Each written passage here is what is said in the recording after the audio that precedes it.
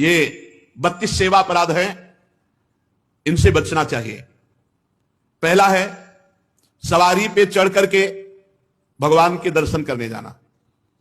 अगर आप जा भी रहे हैं तो कम से कम 100 कदम पैदल चलें, इतनी दूर वाहन खड़ा कर दो और नंगे पैर वहां से जा।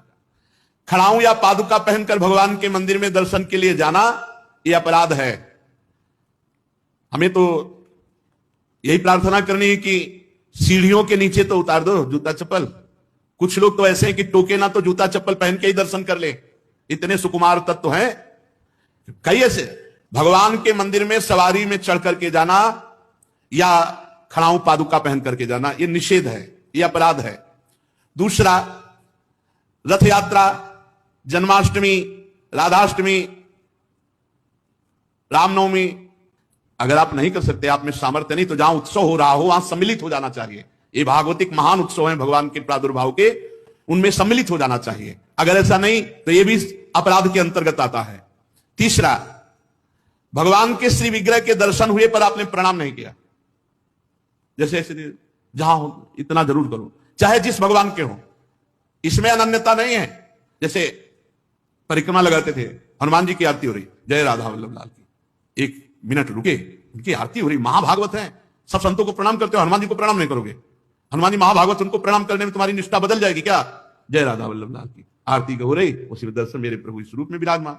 तो जो भी देवालय, जो भी मंदिर, अगर हमारी दृष्टि में गए तो ऐसे प्रणाम, उनसे बढ़कर थोड़ी हो। सब में हमारे प्रभु सर्वान वस्तुतया निरीक्ष परम स्वाराध्य बुद्धिर्मम।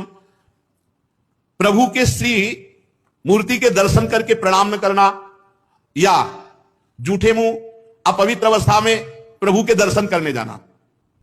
पवित्रता अगर नहीं रहेगी ना तो बुद्धि भ्रष्ट होती रहेगी, पक्का समझ लो। पवित्रता की बहुत जरूरत है। आजकल प्राय पवित्रता का ज्ञान नहीं रखते हैं। अशुचि अवस्था में दर्शन करना। अगला, एक हाथ से प्रणाम करना भगवान को। जैसे श्री विग्रह भगवान का है, भगवान और संतों गुरुजनों के सामने तो ऐसे, हमको तो ऐसे ऐसे ठीक है। ये राजकीय विभाग में चलता है, भगवत विभाग में ऐसे चलता है। कर जोड़ करके भगवान को, गुरुदेव को, संतों को ऐसे हाथ जोड़कर, एक हाथ से भगवान को ऐसे नहीं किया जाता, प्रभु को ऐसे नहीं किया जाता।